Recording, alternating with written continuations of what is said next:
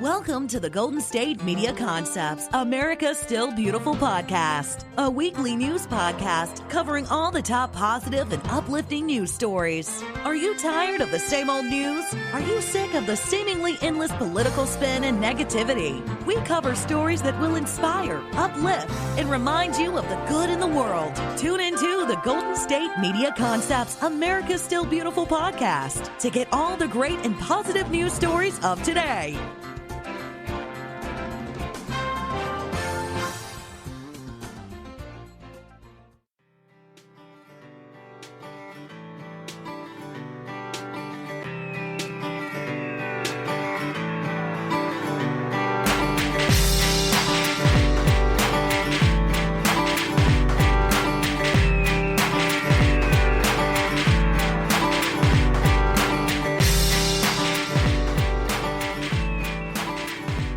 Welcome to GSMC, America's Still Beautiful podcast, brought to you by the GSMC Podcast Network. I am your host, Alyssa Joe. Hope you're having a wonderful day. I have some amazing stories to share with you. So let's just jump right into it. On February 17th, it was actually Random Act of Kindness Day, and I really wish I paid more attention. I didn't know this until it was the next day, and I was reading some stories, and I was like, I didn't even realize it, which it bothered me. But every day should be Random Act of Kindness Day. Anyways, I do have a story about Random Act of Kindness Day on February 17th, and a doctor, his name is Dr. Ron Rice, and he wanted to celebrate this day by spreading some compassion. So he covered the co-pays for all 80 of his patients who stopped by the urgent care clinic of Lincoln, Nebraska. So he was able to pay 80 of his patients who stopped in. So instead of giving patients the bill, he actually gave them like little small cards explaining his reasoning for the free visits, along with the hashtag kindness is contagious, which I think is pretty cool. He spent about $4,000 on his co-pays that day. And, he was inspired to do this kind of for him from the recent death of a family friend who, despite having 2 different kinds of cancer, was always constantly very kind to others and always spreading kindness. And so Dr. Ron Rice says, I think that we have a culture that sometimes forgets that we can have a much better world if we start being kinder to each other. I think that's just like words to live by. So that's pretty cool. He celebrated Random Act of Kindness Day by paying 80 of his patients co-pays, about $4,000 worth. Definitely an awesome way to celebrate Random Act of Kindness Day. I hope some of you were able to celebrate Random Act of Kindness Day as well. I've been, surfing the internet for some stories and seeing cool things. And like I said, every day should be Random Act of Kindness Day. But it's definitely cool that I didn't even know it was a national holiday, I guess. Would you call it a holiday? A national day to be recognized? I think that's pretty cool. All right, my next story is about the National Council of Negro Women Dayton Section, who donated hundreds of bears that will be distributed to children entering the Montgomery County foster care system. So many bears were donated to the foster children. About 30 local members of the NCNW solicited the bears from friends, co-workers, church members, sororities, any other kind of organization that they could get some teddy bears on hand.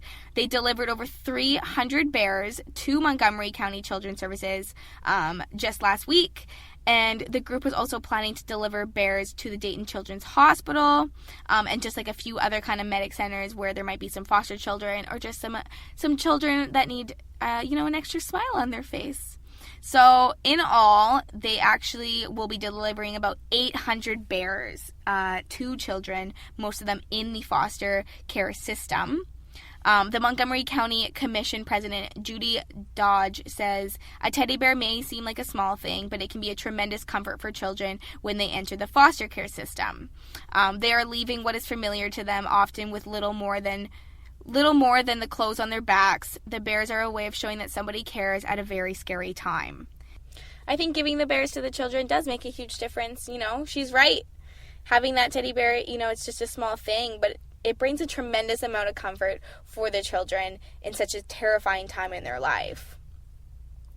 Now, my next story is about a little boy named Nathan Johnson. He was just about 4 years old when his stomach distended, and he was rushed to Phoenix Children's Hospital, where his hemoglobin levels were almost undetectable. So he received multiple blood transfusions that brought him back and kept him alive. So Nathan's body produces immature red blood cells, which break apart rapidly. So he actually must receive 1.5 units of A-positive blood every 4 weeks. He'll need transfusions for the rest of his life.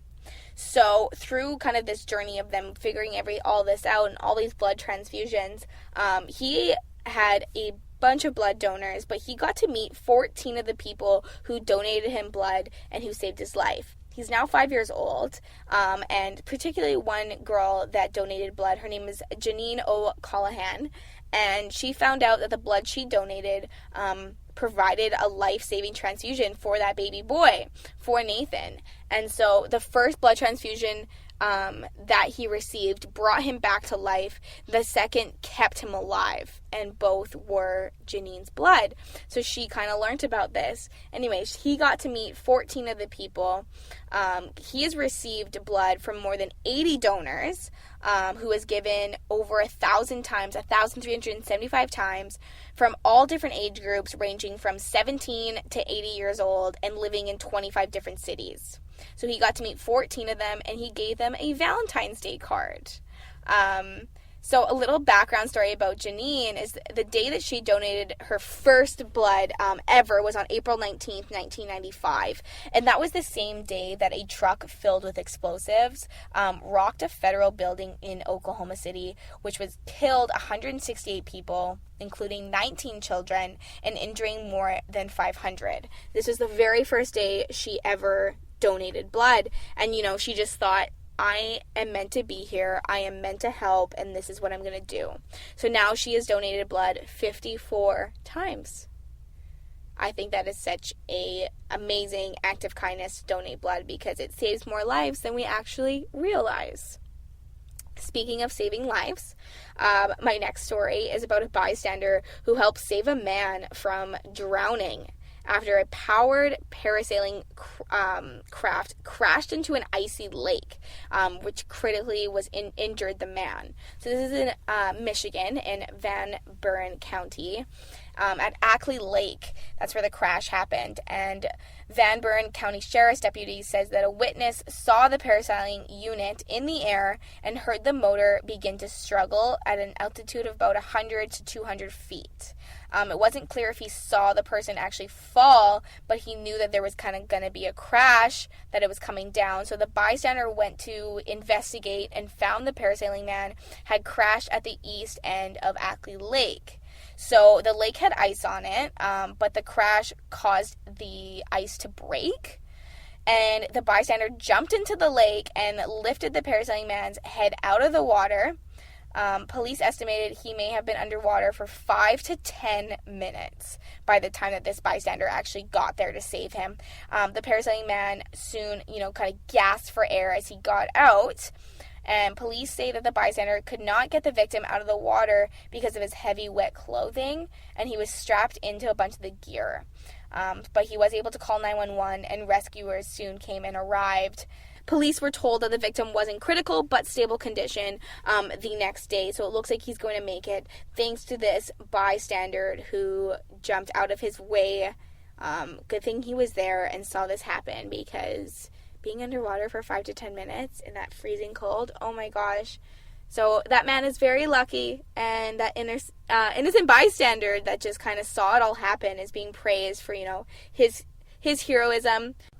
Now, a high school student is being praised for his positivity and spreading kindness and positivity around his high school in Bedford, Virginia, at Liberty High School. His name is Braxton Brawley, and he's spreading positivity across campus. He actually wrote 200 to about 300 positive notes, like, we all have a purpose, smile, like, just great things, and he posted them around the school. Everyone around the school has kind of reacted to the kindness that he has done. It was just a random act of kindness. And so everyone kind of reacted in school so positively, and now over the internet, of course, it's being appreciated.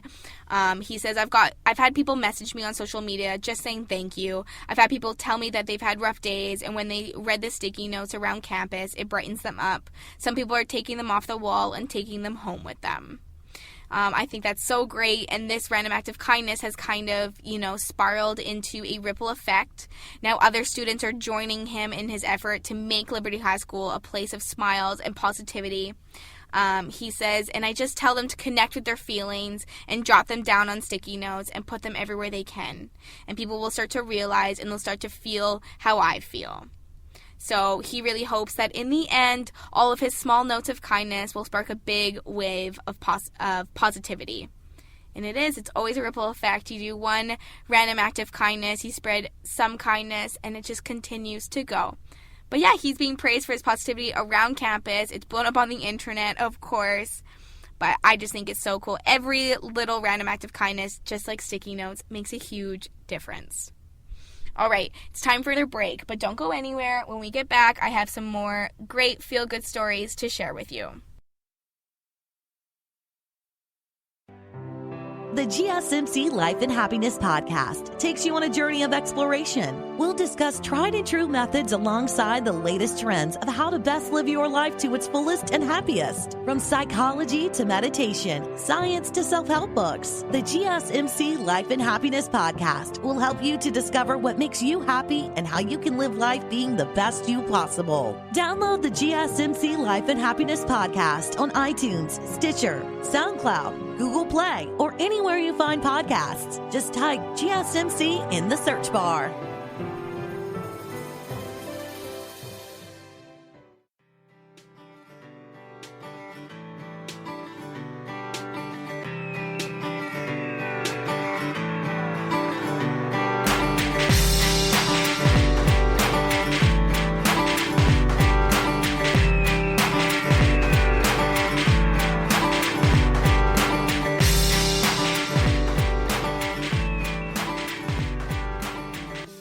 You're listening to GSMC, America's Still Beautiful podcast. Okay, so I have a world's first for you. The U.S. Food and Drug Administration, the FDA, has just approved the world's first portable MRI machine. And it easily scans a patient and is 20 times cheaper than current systems. This is pretty incredible. So the device, which was developed by Hyperfine Research Incorporated as a safe and practical way of getting accurate brain images at a patient's bedside table. It's going to be ready for commercial shipments in the summer, which is just absolutely crazy since now it's finally cleared by the FDA. So in addition to the Hyperfine system being far much cheaper than today's conventional MRI machines, it also consumes 35 times less power and even weighs 10 times lighter. It's amazing. So they say that nearly 6 years ago, they assembled an amazing team that kind of brought this all together. They took the 10 million-fold improvements in the computer powering since MRI was invented, and the best of the billions invested in green electronics and built something that is just basically absolutely amazing, something that they say is called disruptive. So the FDA approved the system following a number of positive clinical results, which will be presented this week at the American Stroke Association's International Stroke Conference of 2020 in Los Angeles. It's a world premiere meeting for researchers that's dedicated to the science of stroke and brain health. So according to the research, there was 85 stroke patients, 46% were women, and this exam averaged about 30 minutes, and most patients were able to complete the exam. However, there were 5 patients that could not fit into the 30-centimeter opening of the MRI machine, and 6 patients experienced claustrophobia. So that kind of halted their test. But they received basically the bedside low-field MRI. within days of a symptom onset. And so most of them were able to do it. And they say that we flipped the concept from having to get patients to the MRI to bringing the MRI to the patients, which is just absolutely incredible. I can't even imagine having an MRI scan at your bedside table. So they are saying that high-field magnets are the cornerstone of commercial MRIs. The portable low-field MRI could be used at hospitals that currently have high-field MRI and in any other setting where an MRI is currently just not even available. They also added that the portable MRI devices will also decrease need for a special power supply. Also cooling requirements, costs, and other barriers that currently kind of limit easy patient access. That's kind of basically all out the door. This is just simple and easy. It's at your bedside table, literally. So it's the low-field bedside MRI scanner. Apparently it doesn't interfere with any other equipment. Any metals did not need to be removed from the room. No significant adverse events were reported. They've done a bunch of trials and everything, and it's literally an MRI at your bedside table. It's amazing. So in rural settings and in remote villages of the world where it's hard to get MRIs, they're saying that this advancement is just going to be a huge game changer. But I guess their team's work is just not done yet. The team's next steps will be to include scanning more patients, improving the image quality, using the devices in multiple settings, and using machine learning to extract as much meaningful information as possible. But can you imagine getting an MRI at your bedside table? It's just absolutely blows my mind, like I said. Okay, so now my next story is about a dad who helped deliver his baby girl with one hand. Yes, you heard that correctly. Okay, so his name is Reese Darby. He's 28 years old. And he had broken his arm and his thumb, I believe, in 3 different places. After playing a football game with some friends, he basically just took a nasty fall. So for 8 weeks, he had a cast from his knuckles to the middle of his forearm. But he actually helped welcome his baby girl, Ariana, into the world by safely catching her in one hand while simultaneously juggling towels and a cell phone. Sounds pretty impressive. If you didn't get an imagery in your mind like I did, I don't know. I'm just saying. But I can't even imagine trying to juggle all these things. But his girlfriend, who's 24 years old, her name is Jade Brown, and she went into labor in the middle of the night at their home. And Reese says, I had the cast on one hand and a phone in the other, trying to deliver a baby. I was running around trying to find towels while the woman on the line was trying to give me instructions. He says, I bent down, stuck my hand out, and the baby just came out. The ambulance arrived 2 minutes later, and they cut the umbilical cord. He said that he joked to the first responders and said, it's all right, I've done your job for you. So I guess basically a week earlier, Jade's water broke while trying to bend down to pick up a sock. So they went to the hospital, but the hospital ended up sending her home because she wasn't dilated enough. And so then she still tried to get some sleep that night. But by 2 a.m., the pain was super overwhelming. She was holding her boyfriend Reese's hand, trying to fight through all the contractions and everything. And at one point, she was like, this is just unbearable. I'm in too much pain. So she said that they need to go to the hospital, she needs something for the pain. So they called for a taxi. But then things started to get more serious pretty quickly, and Reese dialed 911 and was connected to an operator who told him that the ambulance was on the way. When the situation kind of kept escalating even further, so she gave birth on their couch before the ambulance even got there. And Reese says, I had wanted to do the honor of cutting the umbilical cord, but the paramedics said I shouldn't because of the situation. Apparently, we were quite lucky. Lots of stuff could have gone wrong. Ariana is a miracle, really. She was actually conceived 2 months after Jade had a miscarriage. So this whole situation is kind of like a miracle situation. But Jade says, I was so glad that Reese got to be so involved with the birth of our baby girl, and I'm so proud of him for delivering her, especially with a cast on his arm. He was amazing during and after the birth, and he's an amazing dad to Ariana. Talk about an incredible story.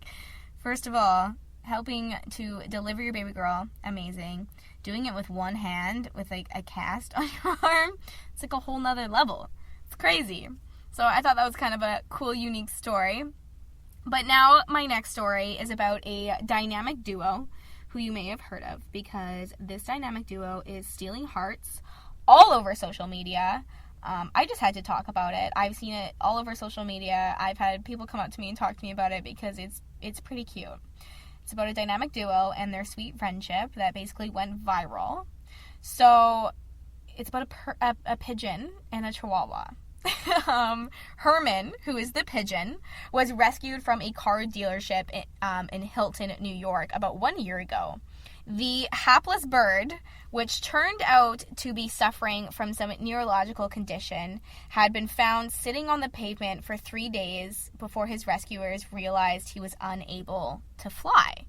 So after wildlife specialists declared Herman as untreatable, they prepared to euthanize him. So this is when hero of the day, Sue Rogers, stepped in to save him. Sue is the founder of the Mia Foundation, which is a Rochester-based nonprofit organization that's dedicated to rescuing and rehabilitating animals with physical defects and deformities. Pretty crazy. So over the course of last year, Sue was able to care for Herman, keeping him in a crib when not on a daily outings to stimulate his legs. But more recently, Herman was paired with an unlikely roommate, which was a Chihuahua puppy. The Chihuahua's name is Lundy, who is unable to move his hind legs due to swimmer syndrome. So they basically both came to Sue because of the nonprofit organization that she founded. And I'm not kidding, this pigeon and Chihuahua are like best friends. So Lundy's owners in South Carolina realized that he was disabled. They sent him off to live with the Mia Foundation. And Sue was amazed by how quickly they kind of became friends. This pigeon and a dog. So Sue had only briefly placed the two critters kind of together in a bed before they started kind of snuggling, and they've literally become like virtually inseparable ever since. And I've saw pictures all over social media. It's literally the cutest thing. The one can't fly, one can't walk, and they just like cuddle in this bed. It's crazy. But since all this has like blown up on social media, the foundation has been flooded with thousands of dollars in donations since Sue like posted some of the photos of Herman and Lundy to just social media pages last week. And since the story has been just shared across the internet, so many people have offered to adopt Lundy once his general health is assured.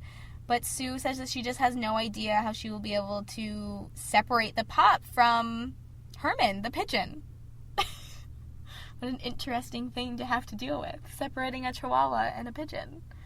But you seriously go check out the social media stuff. It is the cutest thing in the entire world. I'm going to post it up to our social media pages, so don't miss that. Okay, it's time for another break, but stay tuned. I have more amazing stories to share with you. Tired of searching the vast jungle of podcasts? Now listen close and hear this out.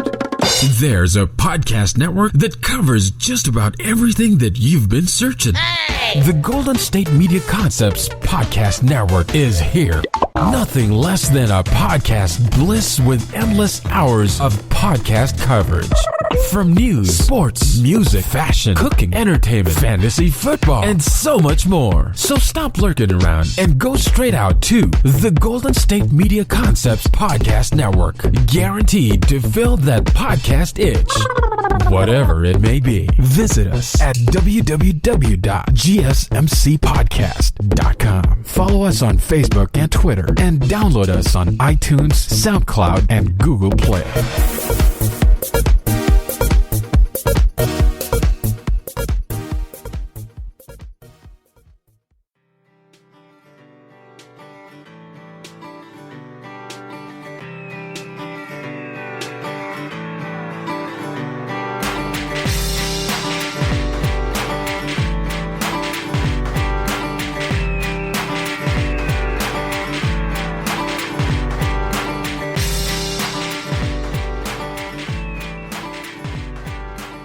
Welcome back to GSMC, America's Still Beautiful podcast, brought to you by the GSMC Podcast Network. Let's jump right into these feel-good stories to put a smile on your face. So my next one is about a cab driver who saved a 92-year-old woman from a $25,000 scam. So police in Northern California are crediting a cab driver for helping a 92-year-old woman from becoming the victim of a scam that would have cost her tens of thousands of dollars. They said it's about $25,000. So the woman had called Raj Singh, who owns Roseville Cab, to pick her up from her home in Sun City and drive her to the bank. And this was actually all posted on a Facebook post from police in Northern California. But I guess while they were en route, the woman told Raj that she was heading there to take out $25,000 that she owed to the IRS. So Raj thought the story sounded kind of suspicious and told the woman it might be a scam. But she didn't believe him, So he then said that, his suspicions kind of grew further, and it was just kind of getting more and more suspicious about 2 weeks ago when the woman informed him that someone she didn't know had called her and asked for the money. So he's like, let's call this number again. And so they said that they called the number again and asked the man, do you know this lady? He said no, and then this is when he really knew that something was wrong, that this was a scam. The woman still didn't believe that she was being swindled. So after Raj, kind of pleaded with her for a while to consider, she agreed to stop at the Roseville police station with him. So while the woman kind of waited in the car, Raj actually entered the station and spoke with the officer, who then went out to the cab and spoke with the woman. So eventually they all came to the conclusion that the $25,000 request was a scam, and Raj took the woman back to her house. The police department says, we love this story because several times throughout, Raj could have taken his customer to her stop and not worried about her well-being. But he took time from his day and had the great forethought to bring the almost victim to the police station for an official response. So they actually have even given Raj with a $50 gift card just to say thank you for his kindness. But so true. He could have just dropped her off at her destination, but he did not stop until she finally agreed. And I'm sure she is so thankful for finally listening to Raj and the authorities, of course. $25,000. I cannot even imagine getting scammed. That kind of money. Be crazy. The random acts of one woman have turned into a movement for first responders. She's from Arizona. Her name is Natalie Riley, and she started the Nothing But Love Notes about 4 years ago on Valentine's Day with her mother, who was fighting cancer. She says, we had a bunch of thank you notes, threw them on the kitchen table, and she always had an affinity to first responders. So she got in the car, drove around 3 hours, and looked for them, and she wanted to give them these notes. So although her mom has now passed away, their tradition lives on. Natalie continues to deliver love notes to first responders every day. She keeps them in her purse and hands them out whenever she sees someone in a uniform. Pretty cool. She says you give them these cards and they literally break down, and it's beautiful because I think sometimes the strongest ones need it the most. So she's given love notes to lots of different police officers, just any kind of first responders. And one of the police officers says it seems like Natalie's notes find people on bad days or just long days when you're tired and drained, and it kind of recharges you. And last year, she actually ended up finding love through one of her love notes. She met her boyfriend, who is a retired police officer, when she gave him a love note about a year ago. And then things kind of hit off after that. And she says nothing but beauty has come from giving back from that loss. She said she thought of her mom each time she gave out more than 20,000 love notes in the last 4 years, and she wants to encourage others to write love notes to first responders.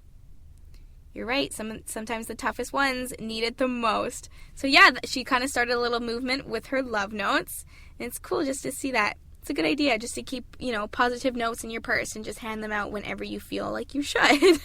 Or like someone, when someone needs it. Now, my next story is actually about a new discovery. And I was kind of mind blown from this. So they're saying that a scent of a romantic partner can improve your sleep. This is from the psychology research from the University of British Columbia. The researchers found that study participants who were exposed to their partner's scent overnight experienced better sleep quality, even though their partner was not physically present. Crazy in my mind. They say our findings provide new evidence that merely sleeping with a partner's scent improves sleep efficiency. So, and it actually, our patients had an average of sleep efficiency improvement of more than 2% just by having this scent beside you. I get that, like, sleeping beside someone makes you sleep better, but, like, sleeping beside just, like, someone's scent, it's interesting to me. So basically for the study, the researchers analyzed sleep data from 155 participants who were given 2 identical looking t-shirts to use as pillowcases. One had previously been worn by their romantic partner, and the other had either been previously worn by a stranger or just was clean. To capture the body odor on the t-shirts, the participant partners were given a clean t-shirt to wear for 24 hours and were asked to refrain from using deodorant, scented body products, smoking, exercise, eating certain foods, anything that could affect their body odor. And the t-shirts were then frozen to preserve their scent. So then each participant was then given 2 shirts to place over their pillows without being told which one was which. They spent 2 consecutive nights sleeping with each t-shirt, and each morning they objectively measured using an actigraphy sleep watch that monitored their movements throughout the night. So basically at the end of the study, participants guessed if the shirts that they had been sleeping with had previously been worn from their partner. Participants reported feeling more well rested on the nights when they believed that they were sleeping with their partner's scent. Moreover, regardless of their beliefs about scent exposure, data from the sleep watches indicated that the objective sleep improved when participants were actually exposed to their partner's scent. They say one of the most surprising findings is how a romantic partner's scent can improve sleep quality even outside of our conscious awareness. Which, yeah, that's crazy when you don't even know that you have that scent beside you or, like, you know, that person. Like I said, like, sleeping next to somebody makes sense for a better quality sleep. But just the scent, I guess it works. The researchers say that the physical presence of a long-term romantic partner is associated with positive health outcomes, you know, such as, you know, you have that safety, that protection, calm, relaxation, right? And then, which in return leads to better sleep. So that does make sense, right? But when you don't even know you're having this scent, I guess it's all subconscious. But they say by signaling recent physical proximity, the mere scent of a partner may have similar benefits of that, you know, that long-term romantic thing, you know, having that safety, calm, relaxation, and therefore you're going to have better sleep. This research could pave the future work examining the efficiency of simple and effective methods of improving sleep, says all the researchers here. You know, just such as burning a partner's shirt the next time you travel alone, and you might have better sleep. As simple as that. The researchers are currently recruiting participants for a pilot study to investigate whether the scent of parents can improve their infant sleep quality. I just thought that was kind of a new, unique discovery. So next time you want a good sleep, grab your partner's t-shirt and say that you're taking it for the night and sleep really close to it. Put it as your pillowcase and see what happens. I guess it's worth a shot. It's easy enough, right? Well, that is all of the feel-good, happy stories that I have to share with you today. I hope you enjoyed them. Thank you so much for listening to GSMC, America's Still Beautiful podcast, brought to you by the GSMC Podcast Network. I am your host, Alyssa Joe. I know I've said this a million times, but sharing these stories just brightens my day just as much as I hope it brightens yours. So I look forward to next time already. If you haven't already, please do not forget to hit that subscribe button, to like and follow us on social media, and leave a 5-star review. It is always greatly appreciated. I'm always on the social media trying to connect with you guys, so please go over there, give us a follow. I do some updates on some great feel-good stories, just spreading some kindness, so don't miss it on our Twitter pages, Facebook. Check those out. Anyways, I look forward to next time to share more stories with you. So thank you so much. You've been listening to the Golden State Media Concepts, America's Still Beautiful podcast, part of the GSMC Podcast Network. You can find this show and others like it at www.gsmcpodcast.com. Download our podcasts on iTunes, Stitcher, SoundCloud, Google Play, or anywhere you find podcasts. Just type in GSMC to find all of our shows. From the GSMC Podcast Network, from social media news to marketing news, and even weird news, the GSMC Podcast Network has you covered. You can also follow us on Twitter and Facebook. Thank you, and we hope you have enjoyed today's episode of the Golden State Media Concepts, America's Still Beautiful podcast.